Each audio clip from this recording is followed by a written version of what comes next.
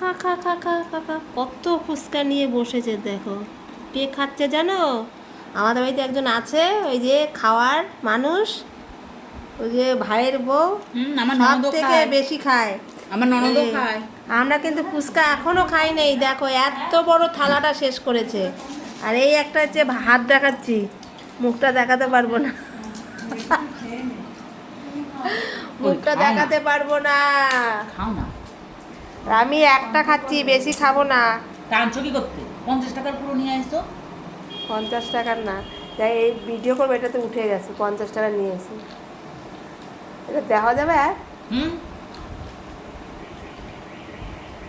খা খা, এই দেখো কত বড় থালা, এটা কিন্তু আমার বাবার থালা। এক থালা ফুচকা খাচ্ছে।